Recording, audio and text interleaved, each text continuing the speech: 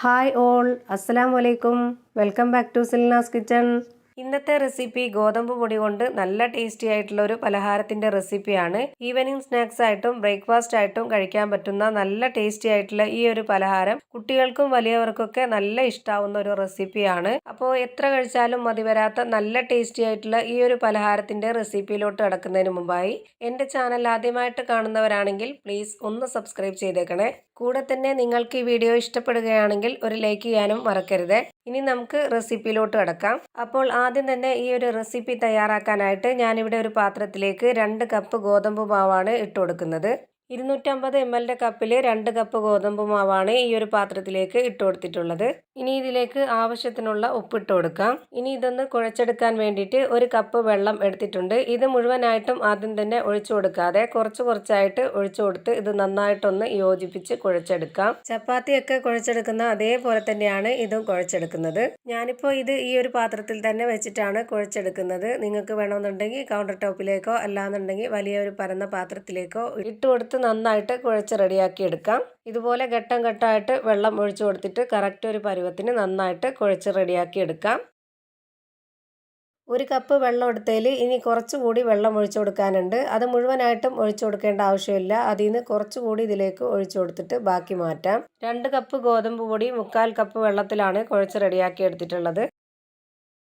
ഇപ്പോൾ ഇതാ നന്നായിട്ട് മാവ് കുഴച്ച് റെഡിയാക്കി എടുത്തിട്ടുണ്ട്. ഇനി ഈ മാവ് റെസ്റ്റ് ചെയ്യാനൊന്നും വെക്കുന്നില്ല. കയ്യിൽ കുറച്ച് എണ്ണയോ ഓയിലോ ഒന്ന് സ്പ്രെഡ് ചെയ്തതിന് ശേഷം കുറച്ച് മാവ് എടുത്തിട്ട് ഇതുപോലെ ബോൾസ് ആക്കി എടുക്കാം. മാവ് ഒരുപാട് വലിപ്പത്തിലല്ല, ഇതുപോലെ ഈ ഒരു വലിപ്പത്തിലാണ് റെഡിയാക്കി എടുത്തിട്ടുള്ളത്.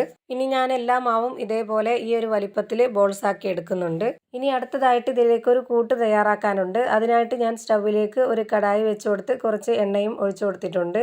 ചൂടായി വന്ന എണ്ണയിലേക്ക് ഒരു 3 അല്ലി വെളുത്തുള്ളിയും ചെറിയ കഷ്ണം ഇഞ്ചിയും ചതച്ചതാണ് ഇട്ട് കൊടുത്തിട്ടുള്ളത്. ഇത് നന്നായിട്ട് എണ്ണയിലൊന്ന് മൂപ്പിച്ചെടുത്തതിന് ശേഷം നമുക്ക് ബാക്കിയുള്ള കൂട്ടും കൂടെ ഇട്ട് കൊടുക്കാം. ഇതുപോലെ എണ്ണയിൽ വെളുത്തുള്ളിയും ഇഞ്ചിയും നന്നായി മൂപ്പിച്ചതിന് ശേഷം നമ്മൾ ബാക്കിയുള്ളതും കൂടെ ചേർത്ത് കൊടുക്കുമ്പോൾ നല്ലൊരു ടേസ്റ്റും മണവുമാണ് ആ ഒരു കൂട്ടിന്. ഇനി ഞാനിതിലേക്ക് 2 വലിയ സവോള ഇതുപോലെ പൊടിയായിട്ട് അരിഞ്ഞത് ഇതിലേക്ക് ഇട്ട് കൊടുക്കുന്നുണ്ട്. ഇനി ഇതിൽ എരിവിന് വേണ്ടി വേറെ പൊടികളൊന്നും ചേർത്ത് കൊടുക്കുന്നില്ല. പകരമായിട്ട് എരിവിന് 2 പച്ചമുളക് കട്ട് ചെയ്തതും 5 ഉണക്കമുളകും ഇതിലേക്ക് കട്ട് ചെയ്തിട്ട് കൊടുത്തിട്ടുണ്ട്. ഇനി കുറച്ച് കറിവേപ്പില കൂടി ഇട്ട് കൊടുത്തതിന് ശേഷം ഇത് നന്നായിട്ടൊന്ന് ഇളക്കി യോജിപ്പിച്ച് കൊടുക്കാം. ഇത് നന്നായിട്ടൊന്ന് ഇളക്കി യോജിപ്പിച്ചെടുത്തതിന് ശേഷം ഒരു 2 മിനിറ്റ് ഇതൊന്ന് അടച്ചു വെച്ച് വേവിച്ചെടുക്കാം. ഒരുപാട് വെന്ത് കിട്ടേണ്ട, ചെറുതായിട്ടൊന്ന് വാടി കിട്ടിയാൽ മാത്രം മതി. 2 മിനിറ്റിന് ശേഷം ഇതൊന്ന് തുറന്ന് നോക്കാം. ഇത്രയും മതി, ഇതുപോലെ ഒന്ന് വാടി കിട്ടിയാൽ മാത്രം മതി. ഇനി ഇതിലേക്ക് ഒരു നുള്ള് മഞ്ഞൾപ്പൊടിയും ഗരം മസാലപ്പൊടിയും ആവശ്യത്തിന് ഉപ്പും കൂടെ ഇട്ട് കൊടുത്തിട്ട് നന്നായിട്ട് ഇതൊന്ന് ഇളക്കി യോജിപ്പിച്ച് കൊടുക്കാം. ഇത്രയും ഇട്ട് കൊടുത്തതിന് ശേഷം ഇത് നന്നായിട്ടൊന്ന് ഇളക്കി യോജിപ്പിച്ച് കൊടുക്കാം. ഇനി ഇതിലേക്ക് ഇട്ട് കൊടുക്കുന്നത് ഉരുളക്കിഴങ്ങാണ്. 4 ഉരുളക്കിഴങ്ങുണ്ട്. ഇത് കുക്കറിലിട്ട് വേവിച്ചതിന് ശേഷം തൊലിയൊക്കെ കളഞ്ഞ് നന്നായിട്ട് ഉടച്ചെടുത്തതാണ്. ഇതും കൂടെ ഇട്ട് കൊടുത്തതിന് ശേഷം ഇതെല്ലാം നന്നായിട്ടൊന്ന് യോജിപ്പിച്ചെടുക്കാം. ഇപ്പോൾ ഇതുപോലെ നന്നായിട്ട് യോജിപ്പിച്ചെടുത്തിട്ടുണ്ട്. ഇനി ഒരു 2 മിനിറ്റ് ഇതൊന്ന് അടച്ചു വെച്ച് വേവിച്ചെടുക്കാം. ഈ ഉള്ളി മസാലയൊക്കെ കിഴങ്ങിലും കൂടെ പിടിക്കാൻ വേണ്ടിയിട്ട് ഒരു 2 മിനിറ്റ് നേരം ഒന്ന് അടച്ചു വെച്ച് വേവിച്ചെടുക്കുന്നുണ്ട്. 2 മിനിറ്റിന് ശേഷം ഇതൊന്ന് തുറന്ന് നോക്കാം. ഇപ്പം നമ്മുടെ മസാലയൊക്കെ നല്ലപോലെ റെഡിയായി കിട്ടിയിട്ടുണ്ട്. ഇനി നമുക്കിതിൻ്റെ ഫ്ലെയിം ഓഫ് ചെയ്യാം. ഇനി ഇതൊന്ന് മാറ്റി വെച്ചേക്കാം. അടുത്തതായിട്ട് ഇതുപോലെ ഒരു ബോർഡ് എടുത്തതിന് ശേഷം അതിലേക്ക് കുറച്ച് പൊടി ഇട്ട് കൊടുത്തിട്ട് നേരത്തെ ബോൾസ് ആക്കി വെച്ചിട്ടുള്ള ആ ഒരു ബോൾസിൽ നിന്നും ഒരെണ്ണം ഇതിലേക്ക് വെച്ച് കൊടുത്തിട്ട് നന്നായിട്ടൊന്ന് പരത്തിയെടുക്കാം.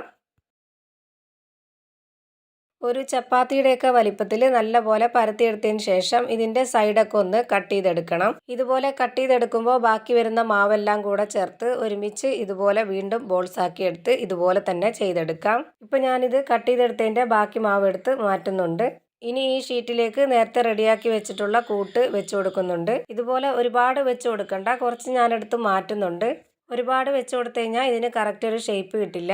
ഇത്രയും വെച്ച് കൊടുത്തതിന് ശേഷം ഇത് നമുക്കൊരു റോളാക്കി എടുക്കണം. ഇനി ഇതിൻ്റെ 2 അറ്റവും ഇതുപോലെ ഒന്ന് പ്രസ് ചെയ്ത് കൊടുക്കുന്നുണ്ട്, അല്ലാന്നുണ്ടെങ്കിൽ ഉള്ളിലുള്ളതൊക്കെ പുറത്തു പോവും. ഇനി ആ അറ്റത്തും കൂടെ ഇതുപോലെ ഒന്ന് ചെയ്തെടുക്കാം. ഇപ്പോൾ ഇതിൻ്റെ 2 അറ്റവും ഇതുപോലെ ചെയ്തെടുത്തിട്ടുണ്ട്. ഇപ്പോൾ ഇതാ ഇതുപോലെ നല്ല ഭംഗിയായിട്ട് കിട്ടിയിട്ടുണ്ട്. ഇതുപോലെ തന്നെ എല്ലാ ബോൾസും പരത്തിയെടുത്തതിന് ശേഷം ഇതുപോലെ റോളാക്കിയിട്ട് ഇങ്ങനെ ചെയ്തെടുക്കാം. ഇനി ഇതെല്ലാം ഫ്രൈ ചെയ്തെടുക്കുകയാണ് ചെയ്യുന്നത്. അതിനായിട്ട് സ്റ്റവിലേക്ക് ഒരു പാൻ വെച്ച് കൊടുത്തിട്ടുണ്ട്. അതിലേക്ക് കുറച്ച് എണ്ണ ഒഴിച്ചു കൊടുത്തതിന് ശേഷം ഓരോന്നോരോന്നായി ഇതുപോലെ വെച്ച് കൊടുക്കാം.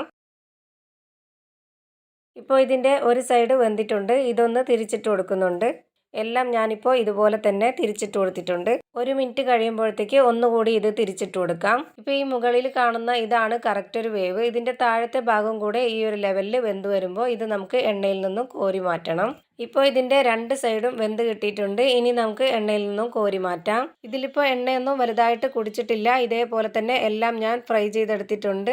ഇതുപോലെ ചെയ്തെടുക്കുമ്പോൾ സ്നാക്സ് ആയിട്ടും ബ്രേക്ക്ഫാസ്റ്റ് ആയിട്ടും കഴിക്കാൻ പറ്റിയ നല്ല ടേസ്റ്റി ആയിട്ടുള്ള ഒരു റെസിപ്പിയാണിത്. അപ്പോൾ ഇത്രയേ ഉള്ളൂ എൻ്റെ ഇന്നത്തെ റെസിപ്പി ഇഷ്ടമായാൽ ലൈക്ക് ചെയ്യാനും കമൻറ്റ് ചെയ്യാനും ഷെയർ ചെയ്യാനും മറക്കരുത്. അതുപോലെ തന്നെ ഞാനിടുന്ന പുതിയ വീഡിയോസ് നോട്ടിഫിക്കേഷനായിട്ട് കിട്ടുന്നതിന് വേണ്ടി സബ്സ്ക്രൈബ് ചെയ്ത് ബെല്ലൈക്കൺ അമർത്തി ഓൾ എന്ന ഓപ്ഷൻ എനേബിൾ ചെയ്ത് കൊടുക്കാനും മറക്കരുത്. പുതിയൊരു വീഡിയോയുമായി വീണ്ടും വരും. Thank you for watching.